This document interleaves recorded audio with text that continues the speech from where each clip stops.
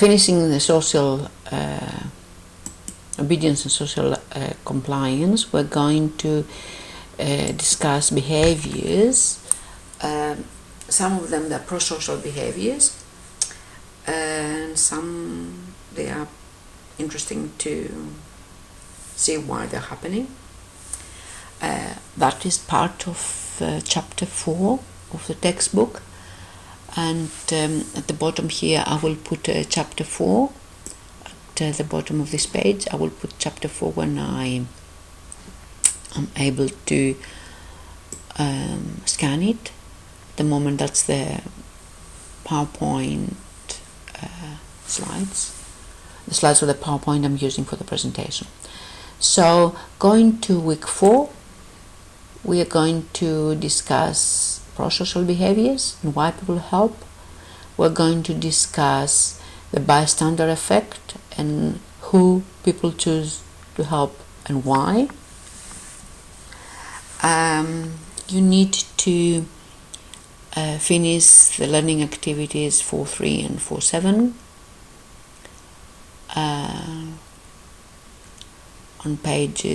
on relevant pages. You need to complete the Quizlet.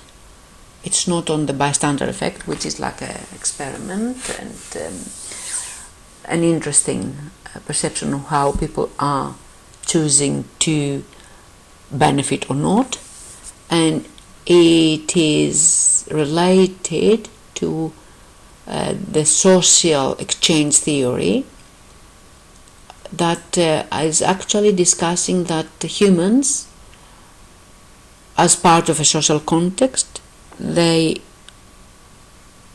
choose to offer services because they exchange their services for something else they consider valuable. So they work on the cost and benefit basis. So they work on reciprocity, like give me something, I will give you something in exchange. I'm the mother, I'm offering education to my children, I'm offering food, I'm offering my love, expecting back their love. And this is a very interesting concept. And we're going to discuss that sometimes we have behaviors that they consider pro-social. They're based on benevolence, like my good feeling, and based on my altruism, like my sacrificing myself in others. And we're going to see if they are related to the theories of why people are helping. It's exchange theory, it's the social norms theory, and evolutionary theory, which we're going to discuss next lesson. So these ideas here are introduction to altruism as a form of evolutionary psychology theory that I'm giving because I'm sacrificing the weakest for the benefit of the total. I sacrifice myself as a mother because I'm in a not a productive age anymore, and I want my child to live that will propagate not only my species but my genes as well. That's very interesting, but we're going to discuss it in week 5. So this is what we are going to do here, and of course, as usual, I'm going to put the video of the lesson here, and I'm going to our chapter now, bystander effect. And before we discuss on this, I would like you to watch the videos because it's very interesting for you to understand that the individuals have a tendency to be less helpful to a person in need when other bystanders are present or believed to be present. It's very interesting how the bystander effect is continuing that in a different direction, of course, that diffusion of responsibility we have seen in the individuation, and this is form of the individuation. I remind you, we said that when we're working on a de-individuation context, anonymity, because we cannot be identified, the diffusion of responsibility, that somebody else would help, there is no need for me to help, and the group size, the more they are, the less individual I am.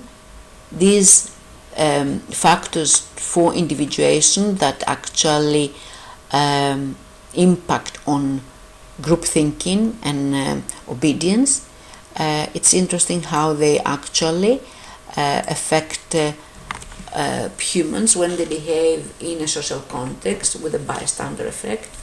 The most common excuse is, I was thinking somebody else will help.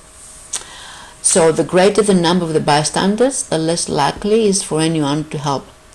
So we say that when somebody is bullied, it's very important for somebody to step in, but the bystander effect says that actually the more they're there, because they don't see anyone to step in, they don't have the ally, as it happens in the conformity, because you don't have an ally to go there, it's very hard for a person to stand up and do something different than the others.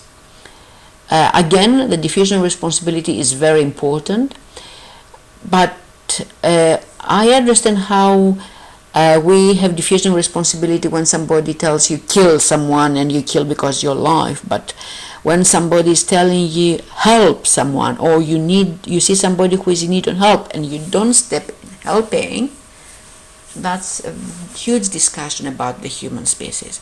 So diffusion of responsibility in a situation where help is required and others are present, it's peculiar. Everybody should be helping. Everybody should be the Good Samaritan. However, one or more should take the responsibility for helping. The interesting in the bystander effect is that nobody is jumping in. So in this case, the responsibility is spread, is diffused across the whole group. And the excuse, as we said, is, I thought somebody else will help, so I'm not helping, so I'm continuing my way. So often no one will help.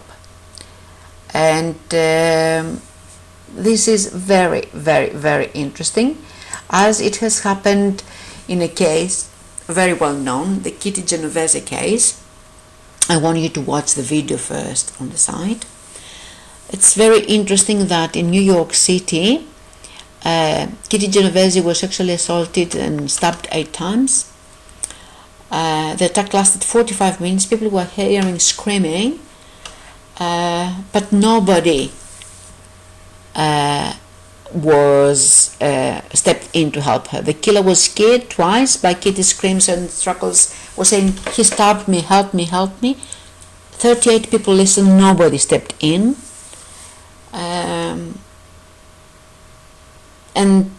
He returned each time to attack once again the criminal, because he was thinking that they will come, but nobody was coming. No one called the police. One man phoned the police after Kitty was murdered, didn't leave the name because he didn't want to get involved. I want you to watch the video on the website. It is one of the videos here.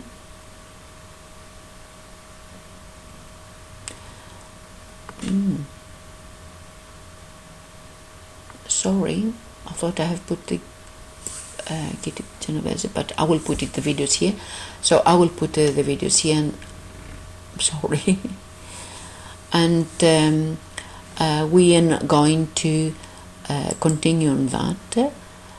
Also, I want you to remember and research this case of the James Burglar case, 1993. 2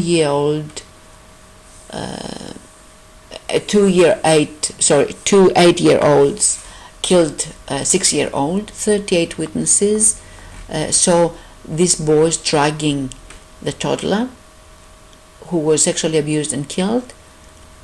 It shocked UK. I remember that case chilling since then. But the excuse that the 38 witnesses said they thought that was brother. They were the brothers of the baby, and they saw him taken away, although they didn't want it, and they didn't do anything. So, if you have watched the group thinking and compliance video of Khan Academy, you would know now that there are situational factors when people are helping. So, for example, when we first noticed the incident and we're the only one, we are going to help. How we interpret the situation of who is needing help. If you watch the Bystander movies, you will see that when the actor was well dressed, those who were well dressed were helping him. When it was a woman, they were helping her. It's very interesting to see how this prosocial behavior is depending on if we perceive the person as needing of help, or if we perceive the person as one of us. We, the people with the suits and the costumes, help the person with the suit and the costume because we can't expect that he is a thief or something like this. So I want, before I go to prosocial behavior, I want you to think if you have ever helped anybody without any personal gain and ignored possible cost to you. Like if you jumped in helping somebody who was bullied and you picked some I don't know, somebody hit you, somebody punched you because of that. We have seen Mother Teresa or Gandhi or Prince Diane helping people who actually are in need, and this is helping behavior, which is prosocial behavior, and in some people it comes naturally. She was a religious person, he was a leader of country, she was a princess, but have we seen weakest people to offer prosocial behavior? The idea is that prosocial behavior is any action that intends to benefit others regardless of the motive. And we call that prosocial behavior. We call it benevolence when I am benefiting another intentionally, like Mother Teresa was doing that from benevolence, but she didn't have any external reward. The same with Prince D. And pure altruism is when I'm intentionally benefiting other with no external or internal reward. Like Mother Teresa was doing that for the paradise.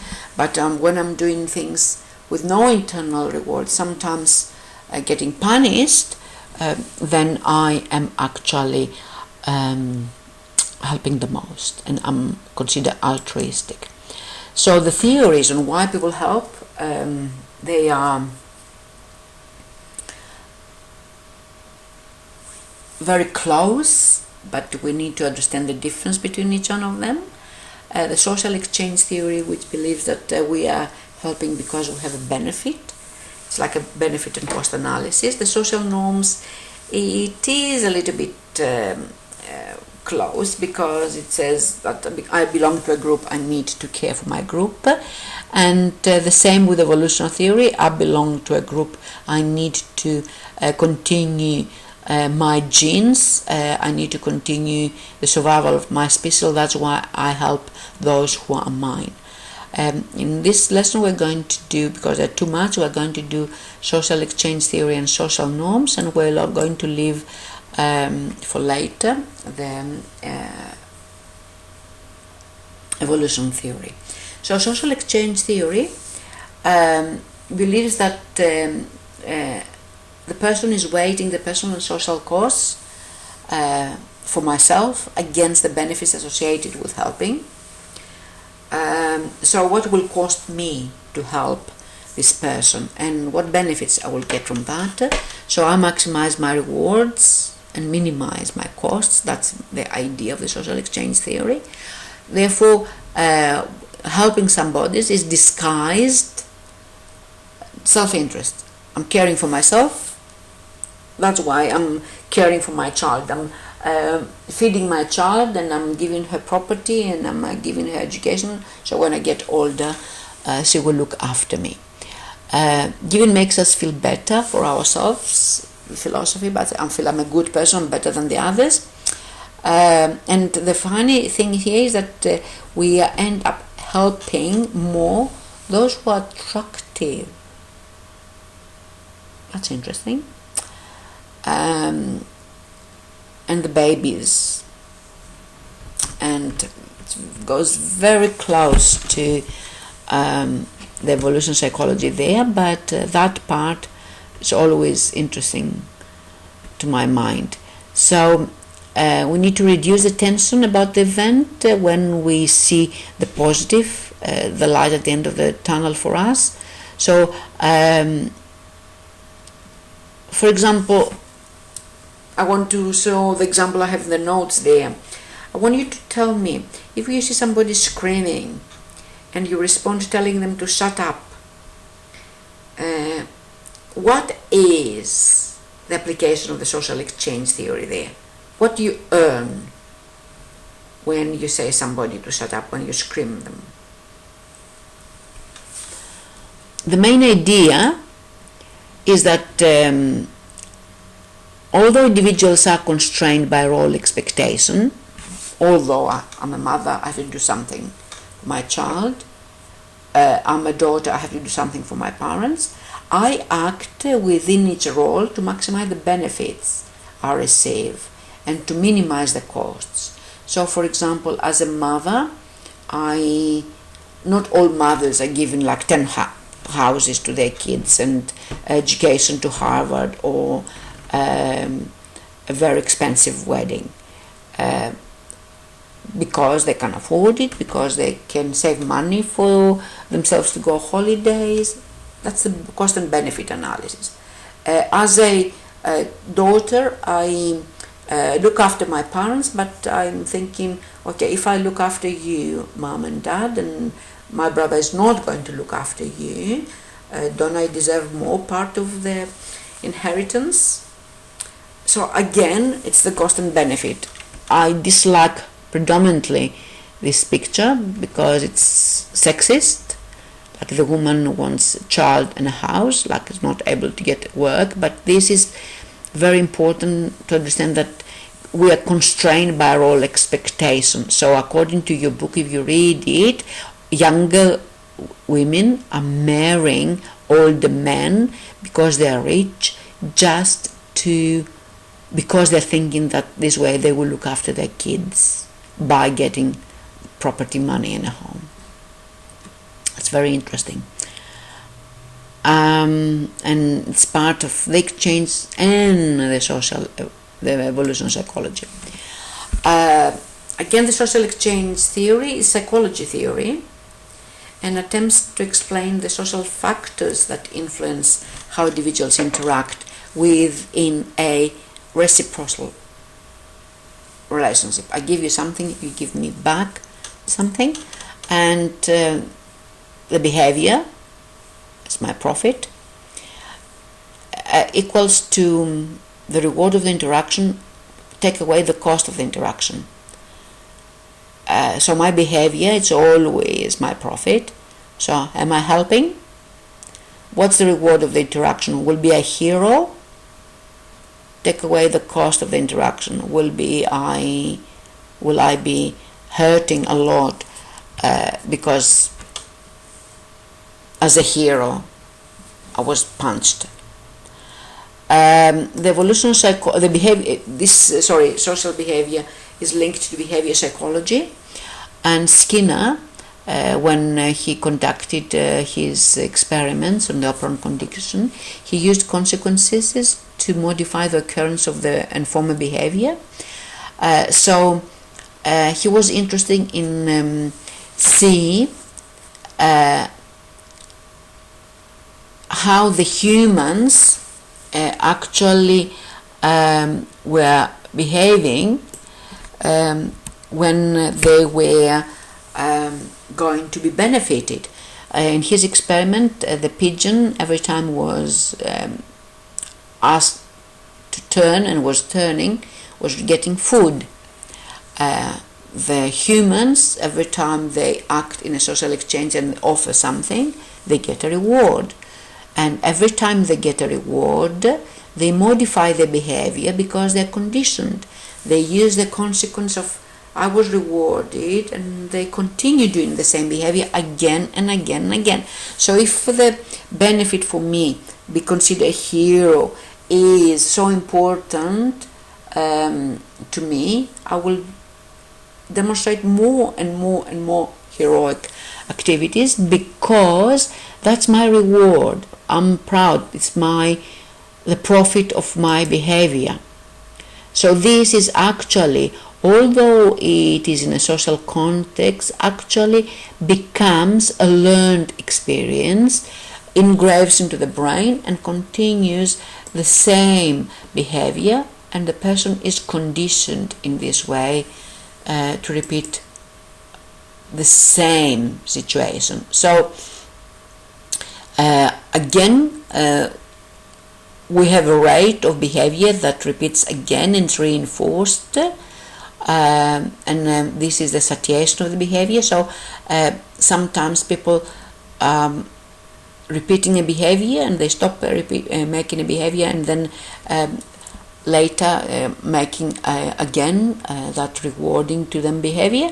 For example, if I'm giving to humans and I've stopped for a week or two to give because I didn't have income, stop spending things for me and I put them aside so I can help them again because I want the reward of helping people. When I stop though helping, it extincts. Yes, so if I stop for long term to help people, I don't get the reward anymore. I forget how good it was to help, and it extincts. And sometimes aversive situations like the courts can become a problem for me, and I stop actually helping or following that social exchange theory. Let's make it more important here. A person who did research on Skinner and actually combined the social exchange theory with Skinner's theory, behavior theory, made a note. He had noticed that the pigeon experiment cannot rely on exchange between the behavior of the pigeon, but that's because the pigeon is not actually knowing what the psychology was thinking, and the situation between humans is completely different. In the case of two men, where exchange is really happening and the determination is equal to see that there is a behavior and there is a cost and benefit in that behavior. So we are more and more and more interesting to repeat that behavior. So for example, if I'm saying a joke, I'm emitting a behavior to others and people are smiling or nodding, I will keep making the joke, but if they are raising their eyebrow or they're frowning, I will stop. And that's happened with the talk show hosts. They are encouraged by the smile and the laugh of the others, and they laugh themselves. So the concern is how each learned behavior in the past finds a reinforcer. That's the idea. So for me, I'm repeating my behavior to care for my child and giving her food and giving her more studies and giving her clothes and giving her more toys as a child, because the giggle and the smile is the reinforcer. And that's a peculiarity of the humans. The child is training the mother, and the mother is training the child, but then again this exchange theory is mixed very much with evolution theory, because everybody can say that, oh, the reinforcer of the baby is the milk, the food to keep it alive, and the mother is feeding the baby, because if it was not feeding the baby in the beginning through the breast milk, she would be hurting. So things are very, very complicated between that exchange paradigms and the exchange theories.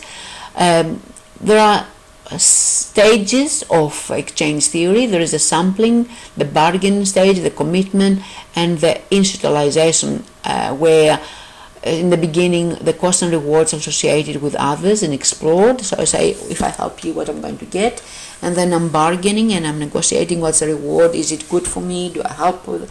Do I care to be a hero? Do I care to be a good mom? Or I care to go for more cruises and don't spend money on my daughter? And then I make a commitment, I exchange the reward and accept the goods, and then that becomes an institutionalized situation. It becomes a norms, and all these expectations and norms are firmly required. My daughter now expects from me to care for her.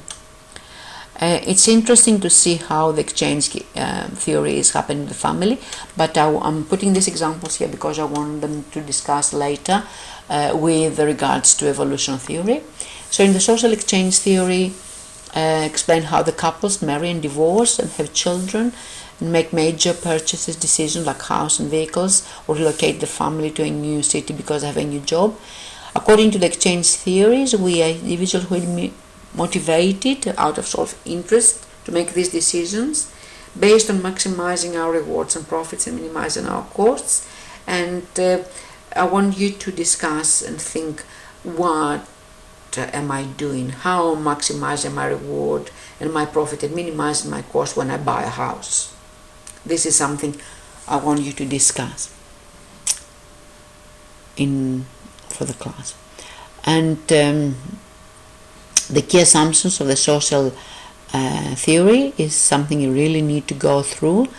That's examples I want you to work on this, where people are making sensible or irrational decisions, and that's amazing on what each person is considering a benefit and what is not. For example, mothers consider benefit to go back to work, not looking after their kids, and paying money to the child care center to progress their careers, and others, they choose to stop their career and look after their child. How this is explained in the cost and benefit analysis, or how this can be explained into the interaction of the evolutionary psychology. You can read the example. A single mother may be presented with the opportunity for promotion. She must make a rational decision. She will take into consideration, for example, the salary, the new title, the prestige, and the costs, like the child care, the extra workload, the responsibilities, and then she makes the decision. But if she gets this position, she's making that because she anticipates that the rewards will be better than the cost. However, some, they don't do this decision. Why? This is your discussion. And again, in 1979 theory of the exchange theory has the decision discuss how behaviors are costly and requires expenditure of energy. This is the example with a student who decides to go into master's degree. Costs involved, time of studying, less time with the family, delayed time to commence a family. However, if gets the master degree, outweighs that he can get a better job, get a higher wage, all these things. So it's what I wanted all the time, and that's why it's very important to see the cost and benefit analysis. And if we discuss the reciprocity norm, we help someone move someone who can help us move, that very much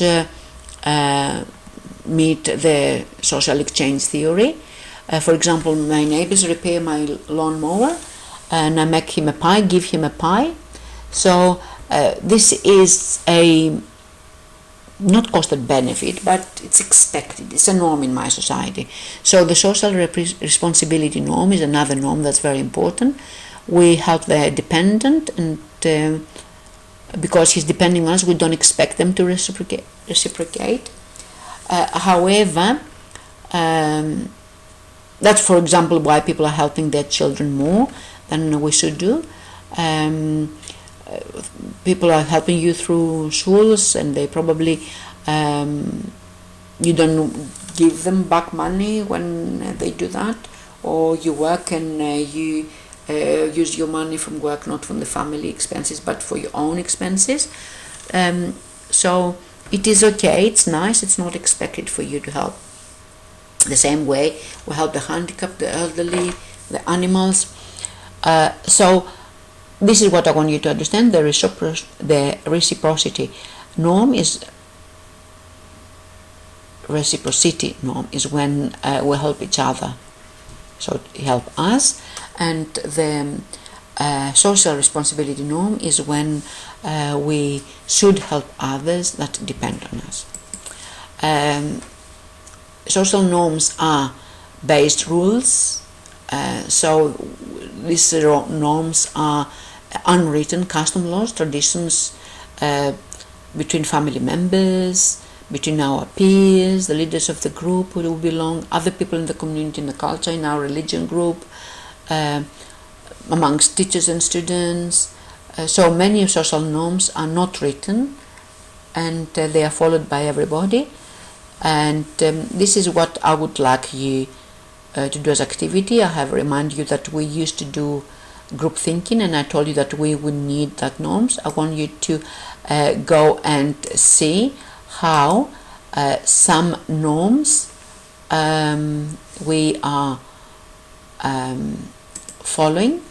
They are actually related to the group thinking and the way our specific particular class group, family group, religious group is thinking. I want you to find 5 rules of this situation. And again, I'm reminding you the mentality of the group cohesiveness. We do something, we belong in a group. This in extreme conformity, I remind you, make people kill themselves, but group cohesiveness is the one that helps people to go ahead. Again, we discussed why we help some people and who we help. Males are more likely to help women. Females are more likely to help other females, and we need to discuss on that. And this is part of survival in the Second World War. That's part of reciprocity. And actually we help those who have common things. And next one, we're going to discuss evolutionary psychology, which is suggesting that we help the ones who are kin, so that similarity to us in the evolutionary psychology becomes those who are like me. And I want you to read the book Activities for Evolutionary Psychology and Egotistic Gene, and see if we're going to discuss about egotistic and selflessness gene. This evolutionary psychology believes that it's in our base and our genes to help.